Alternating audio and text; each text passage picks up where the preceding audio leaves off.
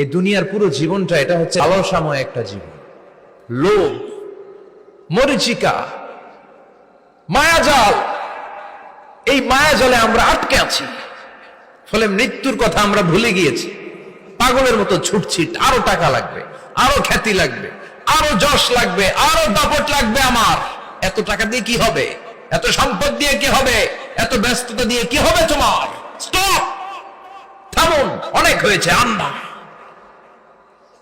থামুন, take a rest, take a breath and think about death. Think that you have to go back to your Lord. একটু বসেন না, একটু ভাবেন যে আমাকে চলে যেতে হবে, চলে যেতে হবে। এই কোলাহল, এই ব্যস্ততা, এগুলো থাকবে, থাকবো না আমি। সাইয়েদনা ওমর ফারুক বলেছেন, মুতু ক্বাবলা আন তামুতু, মরার আগে একবার মরো। হাসিবু ক্বাবলা আন তুহাসাবু আলাইকুম, তোমার হিসাব নেওয়ার আগে তুমি একবার নিজের হিসাবটা করো না। কাগজ বের করে একটু লিখো না কি কি ভালো কাজ করছিলা, যেগুলো দিয়ে নাজাতের ওসিলা হতে পারে। 1 2 3, আর কি কি আকাম কুকাম করছো দেখো না, লিখে দেখো তোমার অবস্থাটা কি। মরার আগে একবার মরো। মরার আগে খাটের মধ্যে শুয়ে শটান করে চোখ বন্ধ করে একবার মরার ভান করে দেখেন কেমন লাগে। চোখটা বন্ধ করেন আর ভাবেন আপনি নাই, কি কি হতে পারে ভাবেন। আপনার ছেলে মেয়েরা কান্না জুড়ে দিবে, আপনার প্রাণের স্ত্রী বিলাপ শুরু করে দিবে, বন্ধু বান্ধবের চিৎকার আর মাতম, স্থানীয় এলাকার মসজিদে ঘোষণা, অমুক এলাকার নিবাসী অমুক ভাই অমুকের ছেলে অমুক দুনিয়ায় নাই। সব আত্মীয়রা চলে আসবে, ফেসবুকে স্ট্যাটাস দেয়া হবে, সবাই সবাইকে জানাবে বিকাল 4টায় অমুক হাই স্কুল ময়দানে আপনার জানাজা। ছুটে আসবে, সবাই ছুটে আসবে আপনাকে শেষ বিদায় দিতে, গুড বাই জানানোর জন্য, আল ওয়াদা, বিদায় জানাতে আসবে সবাই। 4 তাকবীর দিয়ে আপনার জানাজা হবে, অশ্রুসিক্ত জানাজায় আপনার বিদায় হবে। কাঠের খাটিয়ার মধ্যে করে কাঁধে তুলে আপনার কবরে নেওয়া হবে। আগে থেকে খুঁড়ে রাখা কবরটার মধ্যে আপনার বিছিয়ে দেয়া হবে। বাঁশের কচি দিয়ে তার উপরে মাটির চাপা দিয়ে সব চলে যাবে। ভাবেন না একবার চোখ বন্ধ করে, this is the circle of life, this is the nature of life. এটা সবার হবে, আমার হবে, আপনার হবে। এত মায়া, এত ভালোবাসা কই যাবে? কেউ থাকবে না, সবাই আপনার অন্ধকার কবরে রেখে দিয়ে চলে আসবে। উপরে বাঁশের কঞ্চি, তার উপরে মাটির চাপা, অন্ধকার আর অন্ধকার। এই অন্ধকার যেন শেষ হতে চায় না, শুধুই অন্ধকার, ঠিক কিনা? এজন্য আমাদের চলে যেতে হবে। দাদা গেল, চাচা গেল, মামা গেল, আমাদেরকেও যেতে হবে, জোরে কোন ঠিক কিনা? একদিন মাটির ভেতরে হবে ঘরে মন আমার, কেন বন্ধ দালান ঘর, প্রাণ পাখি উড়ে যাবে পিঞ্জর ছেড়ে।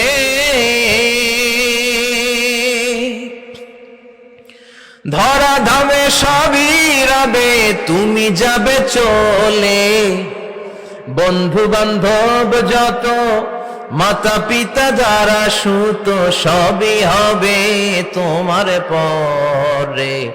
মন আমার কেন বন্ধ দালান ঘর, একদিন মাটির ভেতরে হবে ঘরে মন আমার, কেন বন্ধ দালান ঘর, ঠিক কিনা?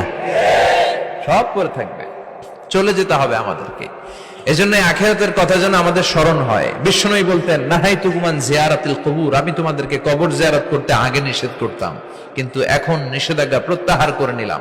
এখন সব সময় তোমরা কবরের সামনে যাবা আর জিয়ারত করবা। কবরস্থানে জানতো বড়ুয়া কৃষ্ণপুরের এই গ্রামের কবরস্থান আছে কোন দিকে?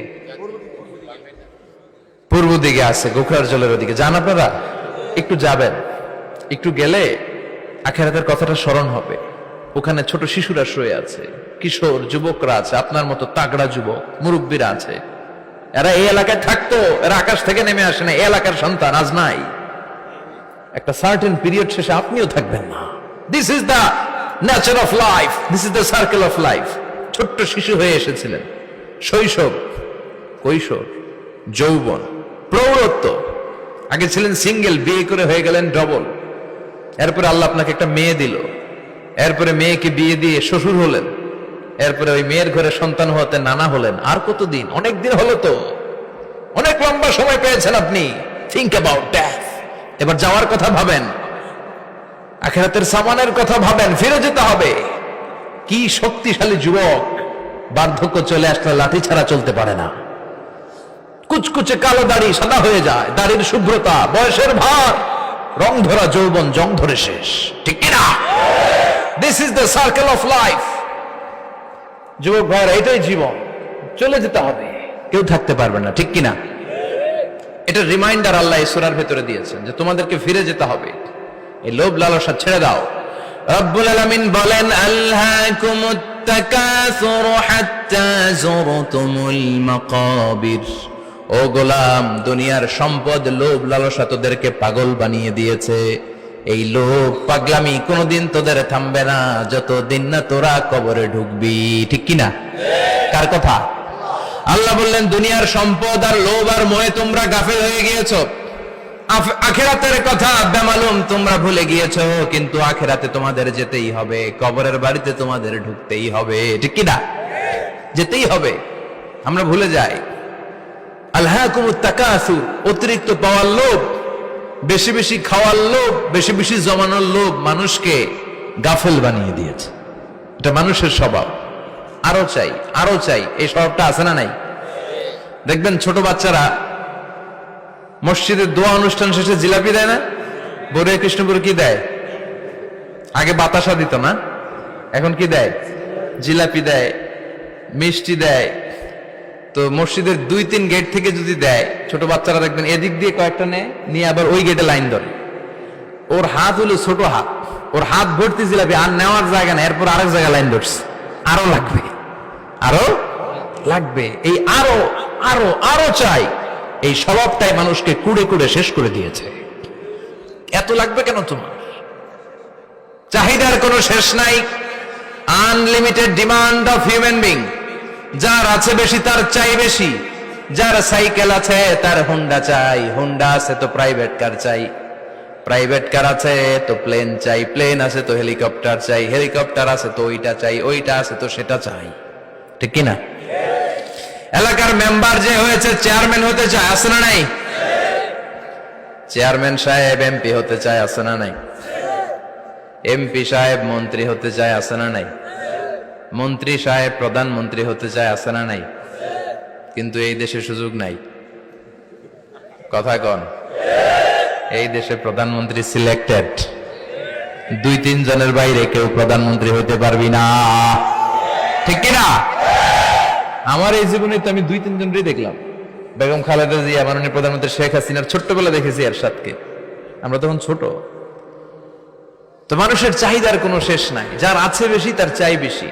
এজন্য বিষ্ণু বলেছেন, উনজুরু ইলা মান হুয়া আসফালা মিন, তোমার চেয়ে যে খারাপ আছে ওর দিকে তাকাও। ওয়ালা তানজুর মান হুয়া আ'লা মিন, তোমার চেয়ে যে ভালো আছে ওর দিকে তাকায়ও না, তোমার চেয়ে যে খারাপ অবস্থানে আছে ওর দিকে তাকাও। অনেকে নিজের অবস্থান নিয়ে সুখী না, এরকম আছে না নাই? আল্লাহ আমার এটা দিল না রে, ওইটা দিল না রে, পাইলাম না রে, কিচ্ছু হয় না, কি করব জীবনে, হতাশ। আসলে আছে কিন্তু অনেক, কিন্তু শুকরিয়া নাই, ডাকাত, ঠিক কিনা?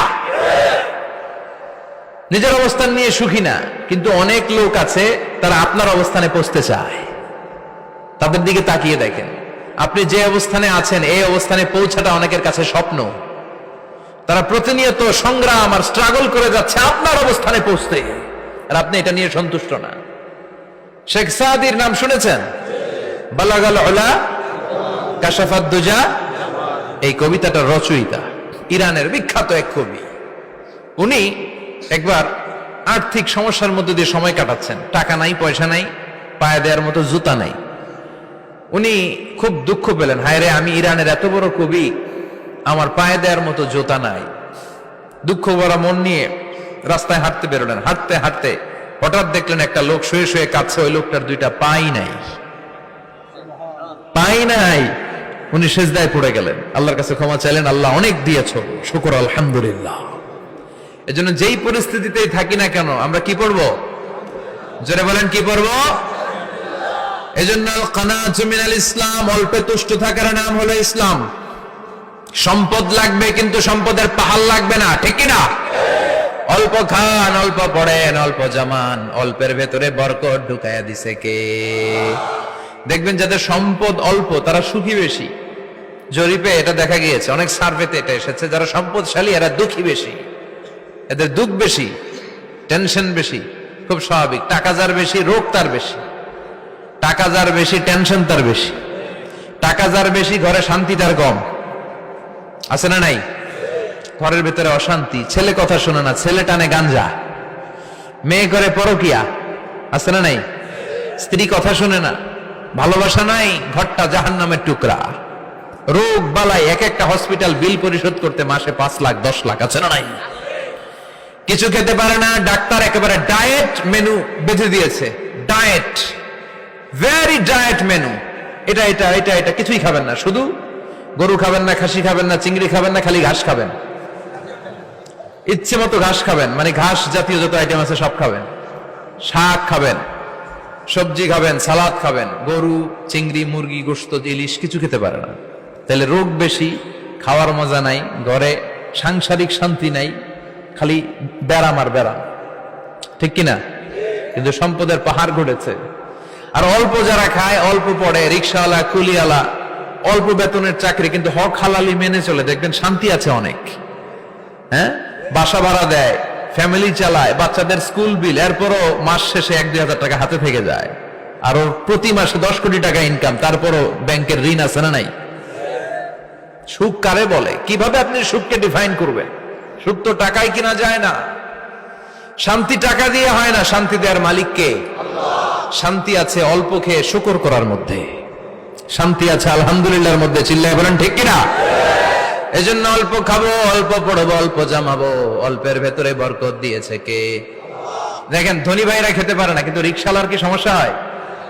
রিক্সাওয়ালারা সব খেতে পারে। কুলিওয়ালা, দিন মজুর, এরা একেবারে স্লিম, সুঠাম দেহি, মেদহীন পেট, পেটে কোনো মেদ নাই, ভুড়ি নাই।